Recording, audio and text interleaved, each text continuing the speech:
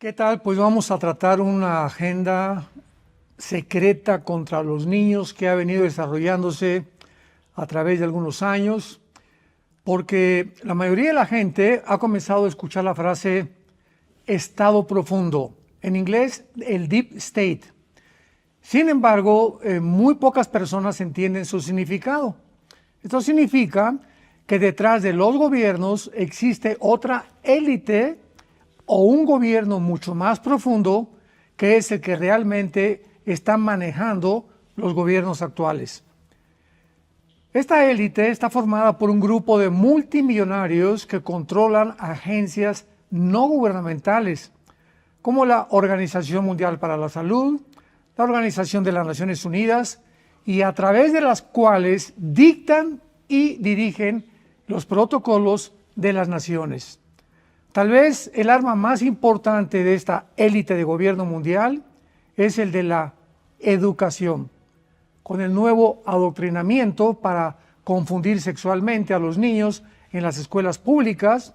Están literalmente pervirtiendo sus mentes a la misma sociedad y al núcleo familiar.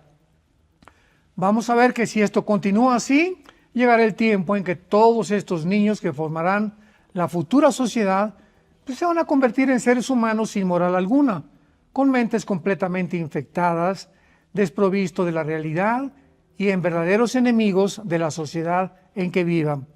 El apóstol Pablo escribió en la carta a los Efesios capítulo 4, versículo 17 en adelante, advirtiéndonos: esto les digo y requiero en el Señor, que ya no anden como los otros gentiles que andan en la vanidad de su mente. O sea, este pasaje está describiendo a las personas que estamos mencionando.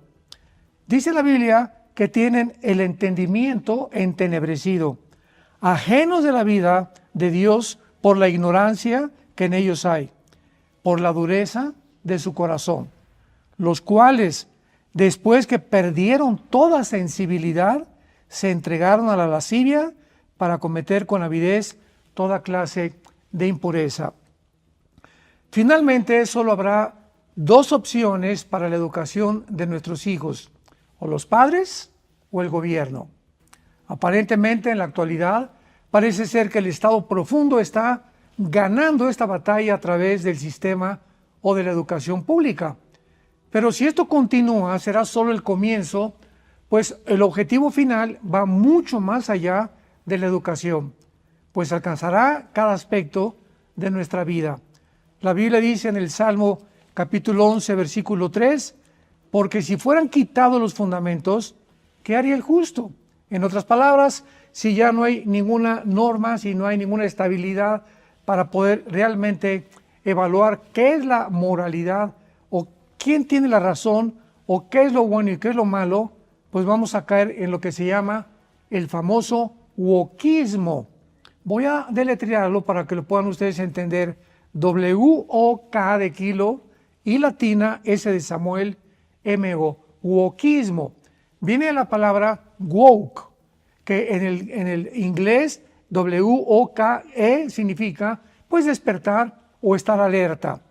Este es un movimiento ocultista que ha extendido sus tentáculos en la mayoría de las naciones, y esto se llama, repito, el wokismo. ¿Pero qué es este famoso wokismo?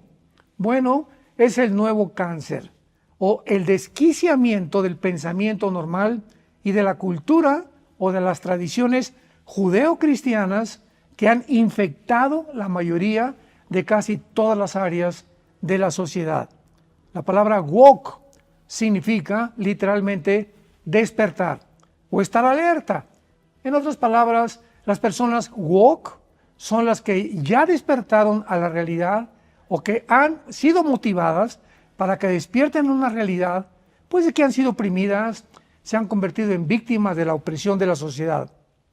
Este término resurgió con el movimiento Black Lives Matter, o sea, importa la vida de los negros, pero con otro significado completamente diferente. O sea, estar alertas o conscientes de las supuestas injusticias sociales, raciales o de estructuras de opresión. El wokismo es un movimiento activista que busca despertar y vengarse de blancos contra negros, ricos contra pobres, judíos contra palestinos, homosexuales contra homofóbicos, mujeres contra hombres, etcétera, etcétera. En otras palabras, se podría llamar como una victimización de los oprimidos. Anteriormente, el marxismo-comunismo logró penetrar en muchas naciones con su ideología de convencer a las personas o a las sociedades que era el problema la lucha de clases. O sea que si la clase del proletariado derribaba a la clase de la burguesía porque son los culpables de la pobreza de la gente, lograrían la igualdad y la repartición de las riquezas. Por supuesto que alcanzó a millones de seres humanos resentidos, frustrados, amargados contra los ricos, por lo cual se llevaron a cabo diversas revoluciones, golpes de Estado, hasta 1991, donde se demostró que el comunismo era una ideología que no podía funcionar con la caída de la Unión Soviética. Y esta ideología comunista era imposible de funcionar. O sea, en las naciones que se practicó fue un verdadero fracaso. Pero actualmente, de alguna forma se ha vuelto a levantar un movimiento muchísimo más fuerte y peligroso para la sobrevivencia de la sociedad, el wokismo, el cual se puede definir simplemente como tal vez una nueva venganza de los anormales, de los resentidos, de los amargados, de los frustrados y de los pervertidos de las minorías. Pregunta: ¿por qué el wokismo ha resultado, esto es muy irónico, funcionar a la política globalista? Porque expande sin cesar el poder de intervención estatal. O sea, difunde que solo a través de la política se resolverán los problemas sociales.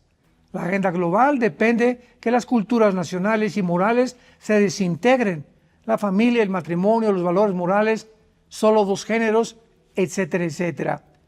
Y esto lo podemos ver y comprobar con los últimos Juegos Olímpicos de Francia.